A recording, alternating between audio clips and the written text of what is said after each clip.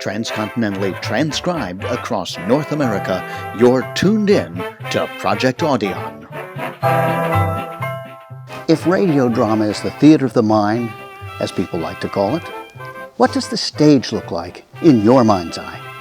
Hi, I'm Larry Groebe with the Generic Radio Workshop. I'm curious, is listening to old-time radio for you a bit like dreaming? Do you conjure up pictures of people and places? And if so, are they in color or black and white? Myself, I usually see them as black and white.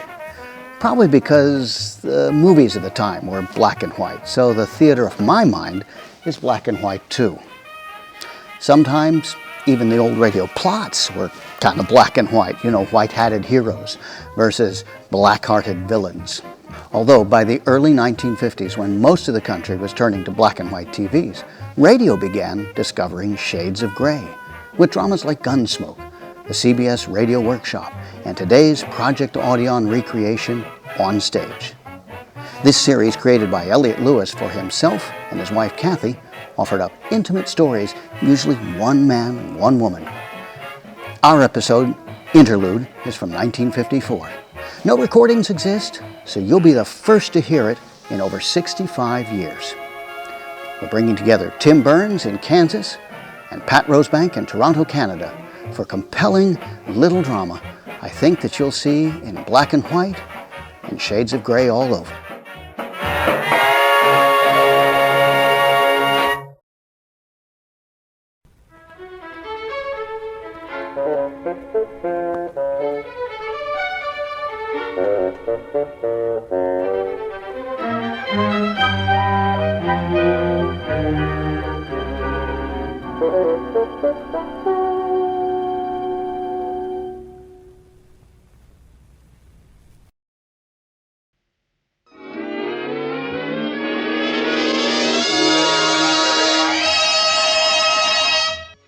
Cathy and Elliott Lewis, On Stage.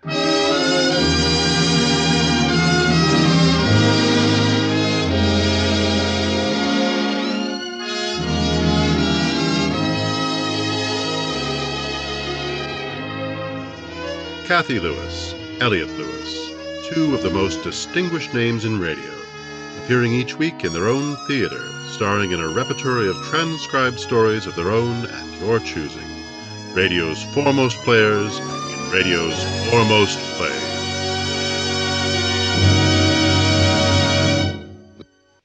Ladies and gentlemen, Elliott Lewis.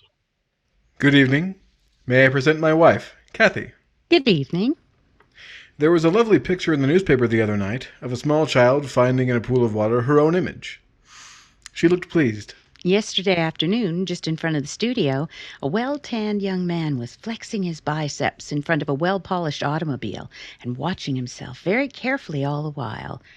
He was not completely satisfied. And I noticed a few more gray hairs while I was shaving this morning, and that was disturbing. The point being, there are many things that you can use as a mirror, and you'll see many things when you look, and you will react according to what you see. If this confuses you, the explanation, complete, is the story we are going to do tonight. It was written for us by Ross Murray, and it's called Interlude.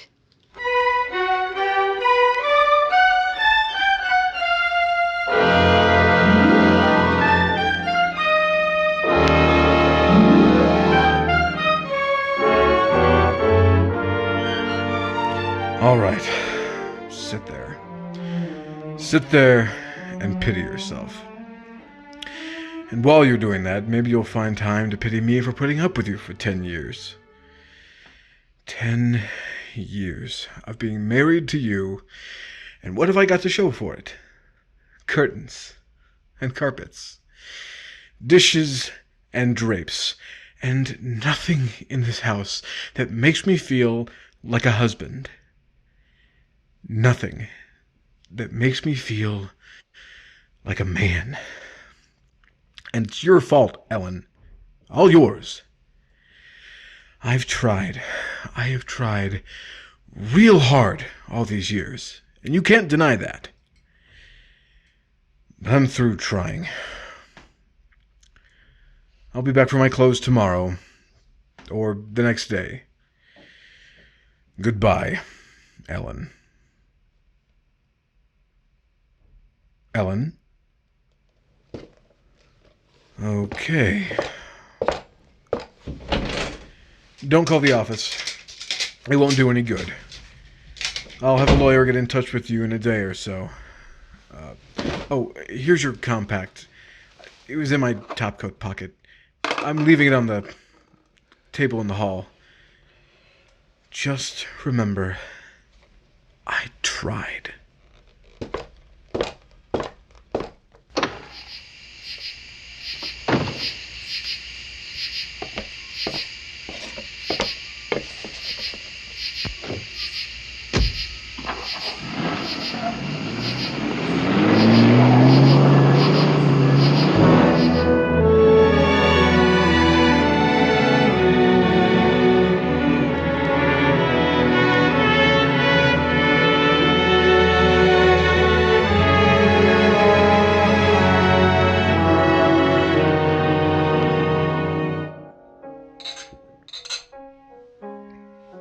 Mister?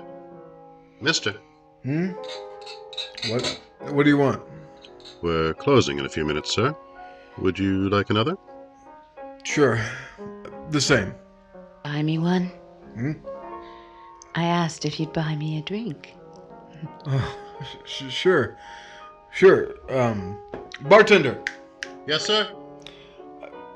A drink for, what do you want? What are you having? One scotch on the rocks for the lady? Right. Oh, hi, Jenny. Hi, Carl. You know him? Who, Carl? He's my favorite nightcap mixer. Oh. You been here before? Well, a couple times. In the afternoon. Somebody else was on then. Oh, that's Ernie, Carl's helper.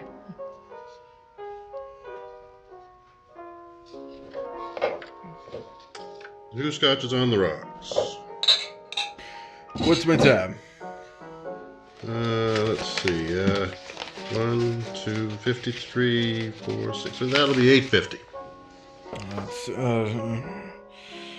Here's a 10. Keep it.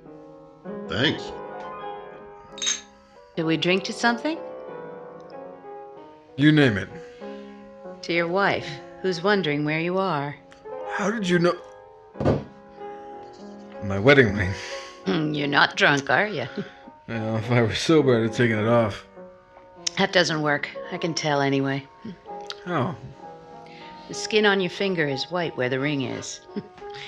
I saw a lot of white skin rings on soldiers' fingers during the war. You know, I was a soldier. And I saw a lot of those same rings on girls' fingers, too. You justifying men?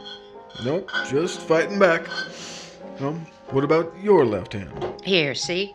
Big topaz. Old-fashioned, but nice. And you're not married? I wouldn't be here if I was. I'm sorry.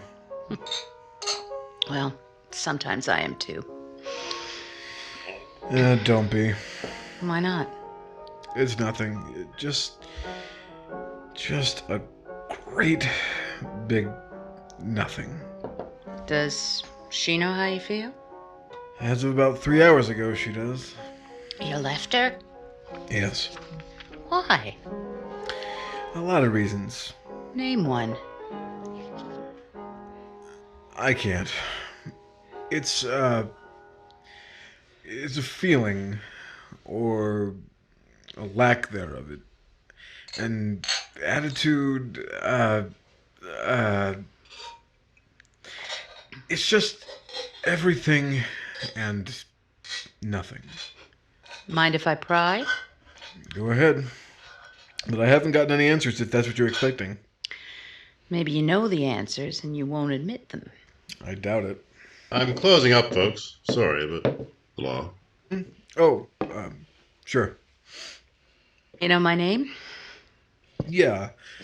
I heard Carl call you Ginny? Then you're enjoying an unfair advantage, 'cause I don't know yours. I'm Larry. Just Larry? Just Larry. For now. All right, Larry, just for now. Hi. Hi, Jenny. Well, shall we go? Let's. Good night, Carl. Come on, Jenny.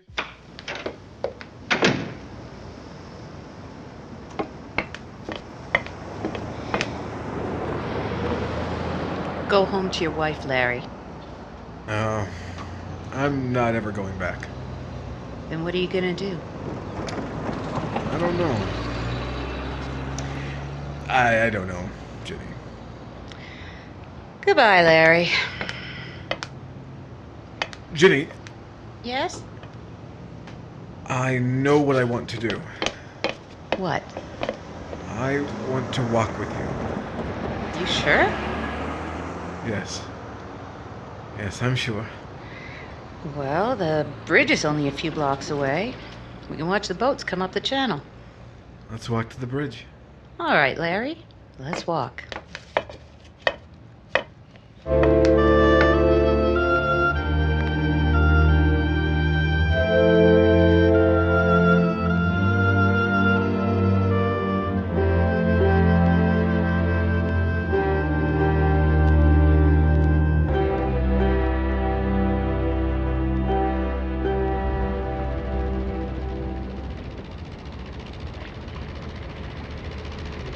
You haven't said anything for 2 boats now. I'm thinking, About your wife? in a way. What way? Well, this whole thing proves that my arithmetic teacher and the poets were wrong. How? Well, my arithmetic teacher taught me that 1 and 1 make 2, Hmm? and the poets say that 1 and 1 equal 1. Yeah? But the way everything has turned out, 1 and 1 just equaled nothing. I mean, she's nothing, I'm nothing, and we're nothing to each other. You were in love with her once, weren't you? I suppose so. Don't you know? Be honest. Yes. Yes, I loved her. More than anything else in the world. I loved her. Well, then why would you It's go... funny. We used to sit and look at the waves on the beach before we were married and know that we loved each other, even though we didn't speak for hours. When did you stop sitting on the beach? Why? I just want to know. I don't know. Try to think. I suppose it was after we got married. Why? I have to work for a living, and I didn't have the time. Well, you're taking the time now. Yeah, but this is different. It always is. What? Nothing. I didn't come out here with you so we could talk about my wife. I don't mind. I don't believe you. All right, so you don't. Well, you see, that's what I mean. What? Well, if I told Ellen that I didn't believe her, we'd go right into a knockdown, drag-out battle. But you just pass it off. I don't know you as well as Ellen does. I haven't lived with you for 10 years. I don't have the privilege of being able to fight with you. Well, you still wouldn't be that way. Yes, I would. If I thought you were wrong. I don't think so. Larry. Huh? Larry, I've seen a lot of unhappy husbands, and most of them don't know why they're unhappy. Do you? Of course I do. Well, why are you? It's because she doesn't love me anymore. She's in love with the house. The house? The house. Her life revolves around the house. I mean, it's the neatest, cleanest, tidiest, dullest place that I have ever been in my life. And everything is hers. My drapes, my kitchen, my floors. Everything is hers. Except, of course, for the bills, and they're ours. Nothing is mine. I don't own anything. All I do is work, sleep, and eat. Oh, she must be a dreadful woman. Not really dreadful. A tyrant. No. You sure it isn't because you've neglected her that she's wrapped herself around the house as a sort of a defense? Me? Neglected her? You know, anniversaries, birthdays. You remember all those things, don't you? Of course I do. Every birthday, every anniversary, I bring her home a 5-pound box of candy. Is that neglect? Don't make me answer that now. Why not? Just don't. Please. Okay.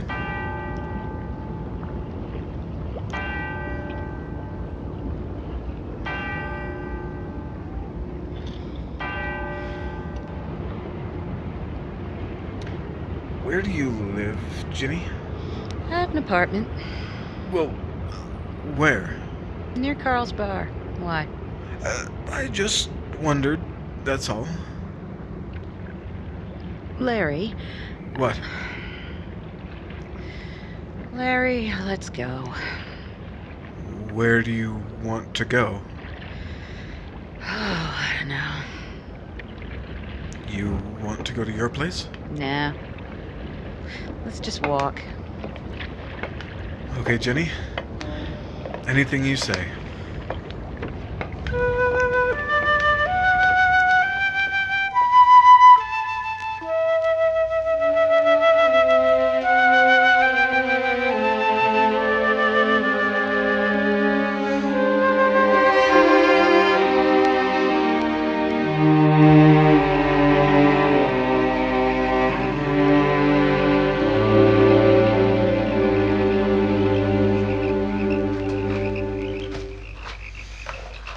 I hope you know where we are. I don't. We're on the south side of the lake. The boathouse is just the other side of the path. I've never been to this side of the park before. Well, especially not at this time of the morning. Ooh, you haven't lived. So you've been here before. Often. Mm-hmm. Oh, there's the boathouse. You mean that building over there? Mm-hmm. It looks pretty run down. Well, the boats don't mind. No, I guess not.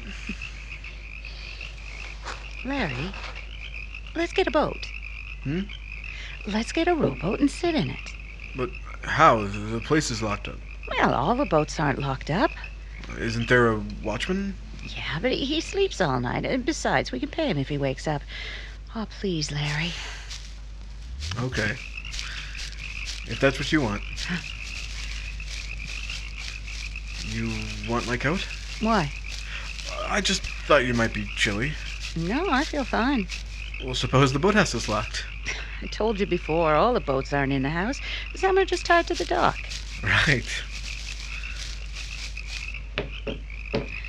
Say, you know what they call a rope they tie the boat up with? No? What? A painter. Silly name for a rope. Yeah, I guess so. Oh, look, there's one tied to the dock, like I said. You're sure this is okay? What are you afraid of? Nothing. I guess it's okay. Well, take it easy now. Hold my hand. Here. Now, move to the back of the boat and sit down. Uh-huh. This is crazy. I'm sitting in the rowboat at 4:30 in the morning. Okay. Where to? No place. Let's just sit here. What? Let's just sit here.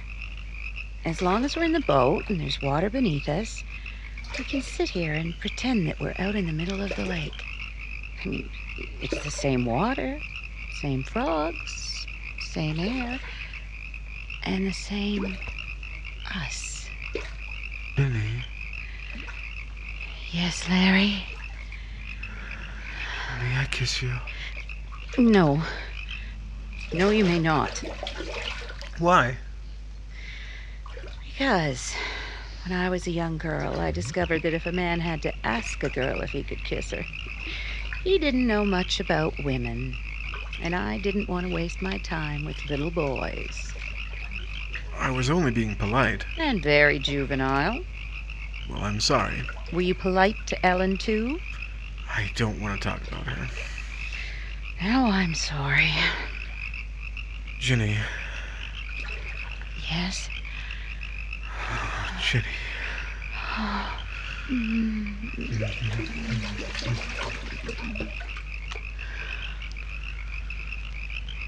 Larry, What? I'm shivering. It's cold and I want to go home. You want me to take you home? Yes, I do. Oh, then let's go.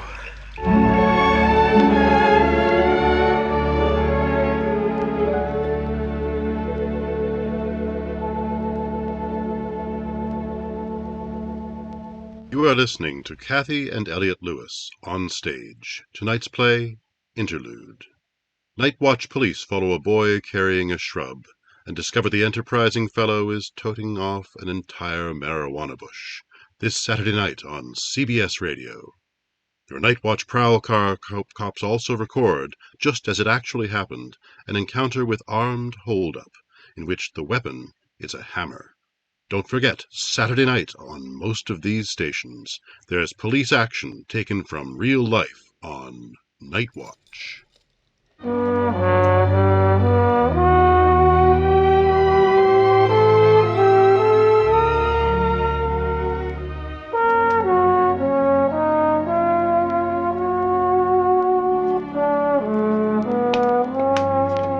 Here's the key. Right.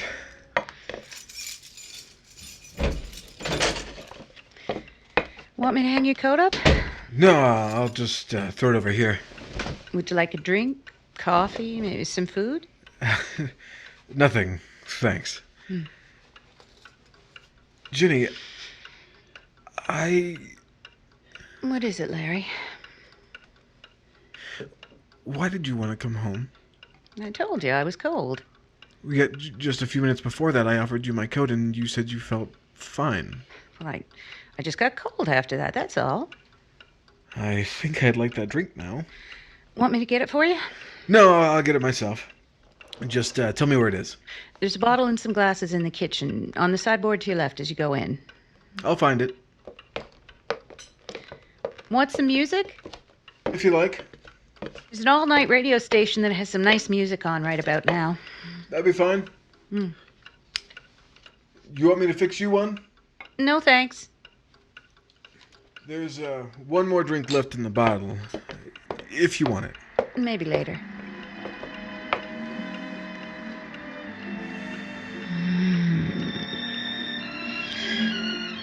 Ah, that's the kind of music I like. Turn it off. What? I said, turn it off. Why? All right, then I'll turn it off. Say, what's the matter with you? I don't like that song. What's wrong with it? I just don't like it. That's all. Remind you of someone? Yes, it does. Ellen? All right. Yes, it reminds me of Ellen. I thought you told me you were through with her. I am. That's why I don't want to listen to that song. Look, you can't walk around with plugs in your ears the rest of your life. Oh, maybe later it'll be different. It isn't different then either. How do you know? I know. That's all. Well, it'll be different with me. Whenever I catch myself thinking about her, I'll think of the heartache she gave me, and it'll be easy to forget. Do you think she'll forget you that easy? She won't have anything to remember about me. She hasn't thought about me for years now. How do you know? Oh, by the way she's acted, I don't think she's understood me for years. Oh, you've been misunderstood, huh? Yes. Why is the world so full of misunderstood husbands when there are so many understanding sweethearts? That's a funny question. Isn't it? I don't follow you. It's easy. Just think. That's all. Just think. It's too late for me to start thinking now. Why? Because it's over and done with. That's why. Because you walked out tonight or last night? Yes. You have a key to your front door? Yes. Then it isn't too late. But why should I go back? She didn't try and stop me when I left. Could she have succeeded? No. But it would have given a boost to your ego if she'd tried, wouldn't it? What are you talking about? You. No, you're not. You're talking about her. Am I? Yes. Because you're a woman and she's a woman. You feel that you have to defend her. That's not true.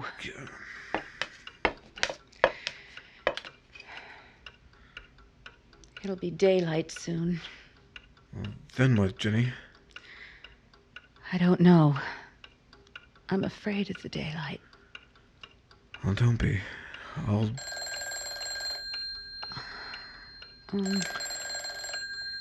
Answer the phone, Jenny. No, I don't want to. You want me to answer it? No, I'll get it.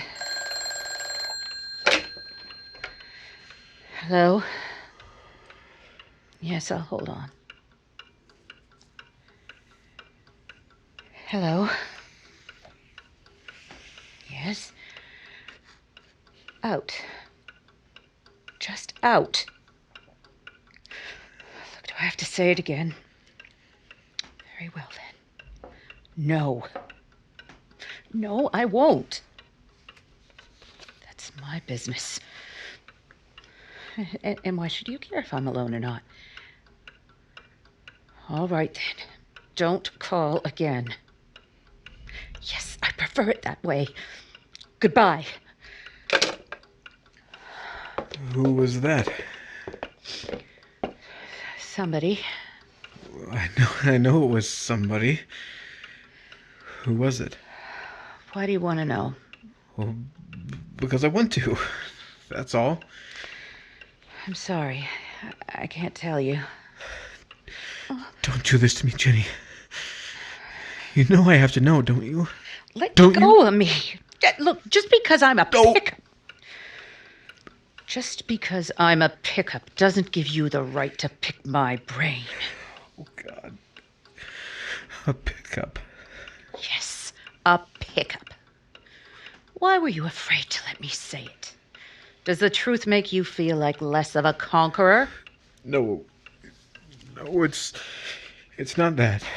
Then what is it? Nothing. Let's just forget about it for now. I'm not sure I want to forget about it. Well, it's over, so forget it. Is that the way you always end an argument when you're wrong? By saying forget it? What do you want me to say? You can say you're sorry. But you know that I am. Maybe I do. But there are a lot of people who don't know things unless you tell them. Then they're childish. It takes a man to admit he's wrong and say so. A child has to be told to say he's sorry. All right. I'm sorry. But don't you know why I'm acting this way? No. Should I? Yes. Because I'm jealous. What? But how can you be? I don't know, but I am. Oh, Jenny, don't you see that I'm in love with you? You're what? In love with you. You're all the things I've been missing all these years. Please, Jenny. Please try to understand what I'm telling you. I can't because it isn't so. Look, you only think you're in love with me because of the way things have turned out these last few hours. Maybe so, but these last few hours have given me all the warmth and love that I haven't had at home. And you want to marry me? Is that it? Yes. I want to marry you. And after we're married, will you walk with me to the bridge and watch the boats passing under us? Yes. And will you take me to the park when it's early in the morning and sit in one of the rowboats with me? Yes. Oh, yes, Jenny. And will you kiss me and hold me and forget that the rest of the world is dull and ordinary? Of course I And for the rest of the years that we're married, will you bring me a 5-pound box of candy on every anniversary and every birthday? will. Yes, I... What did you say? Don't forget the candy, Larry. Even though one violet or one rose would show lots more thought and consideration. What are you saying? What you don't want to hear. How many things did you promise Ellen while you sat on the beach before you were married? Tell me. What did you promise her? I don't know. I don't remember. You must have told her pretty nearly all the things you said to me just now. Maybe I did. I don't know. Then why promise me those things that you promised her and never did? She never told me that she missed them. Oh, but she did. Why do you think her home has become her husband and sweetheart? You don't understand. You've never been married. Maybe if you were, you'd know. But I am married. You are? Yes. But there in the bar, you showed me that topaz on your finger, and you said that you weren't. I didn't feel married then. Any more than you did when you kissed me. But why? Why? Because I'm like Ellen. Only I'm a bigger fool than Ellen. Because I was the one that walked out. I was the one that went looking for things that were missing. You wanted to know about the phone call? All right, I'll tell you. It was my husband. Long distance. I don't know how, but he found me. 1,000 miles away. And he found me. When? Yesterday. And then he'd found you before you met me. Yes. What were you doing in the bar last night? Looking. For what? Same thing you were when you bought me that drink. A reason for my marriage. Have you found it? I don't know. It depends on you. How? Do you know what's wrong with yours? What do you want me to say? Only what you really believe. Then, yes, Jenny. I think I know what's wrong. What are you gonna do? I still have the key to my front door. Goodbye, Larry. Goodbye, Jenny. Put your coat on. I'm not cold anymore. Be happy. I'll try.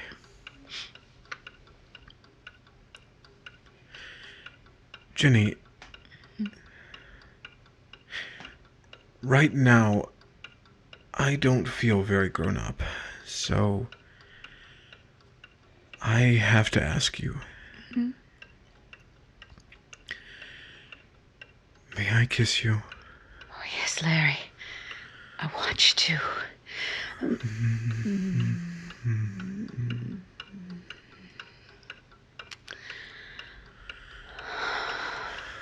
Thank you, Ginny. I'll never forget you. I don't want you to. Ever.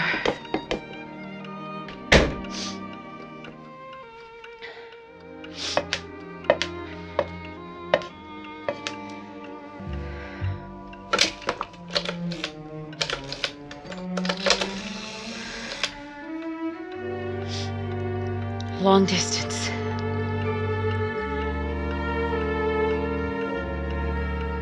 I'd like to place a call to my husband.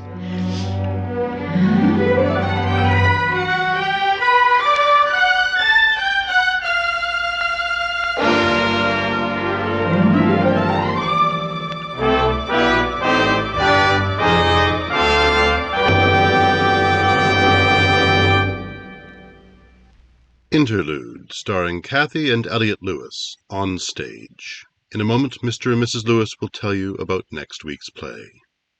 Two black-hearted brothers try to win great fortune by evil means in The King of the Golden River, dramatized this Saturday in the daytime by CBS Radio's Let's Pretend.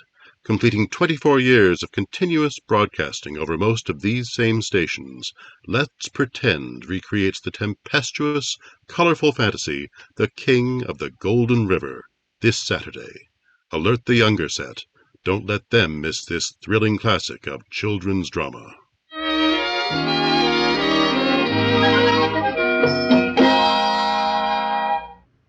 Ross Murray's dramatization of An Interlude. In which we were briefly joined by Jerry Hausner, who served us drinks back in the opening scene. Next week, the story of a small frustration and how it grew. It's called The Telegram. And it was written for us by Richard George Petticini and Phil Cole. Until next week, thank you all for listening, and good night. Good night.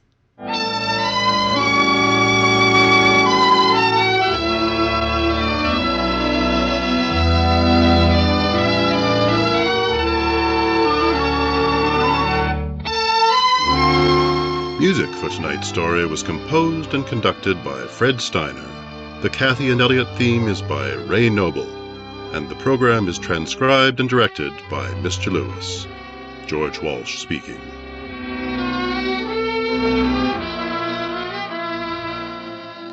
You hear America's favorite shows on the CBS Radio Network.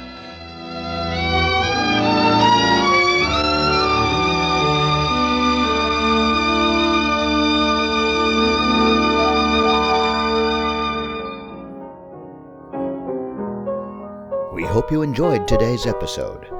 Please like us on social media, share us with your friends, and watch our other episodes.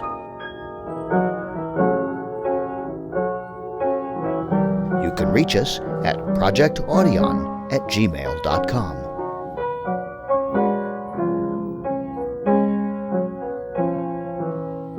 Until next time, thanks for listening.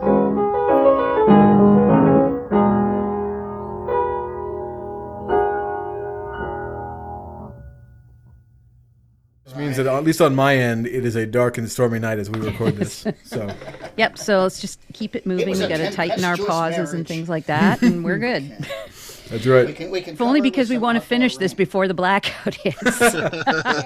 Exactly. I feel like stormy weather should be playing. Yes.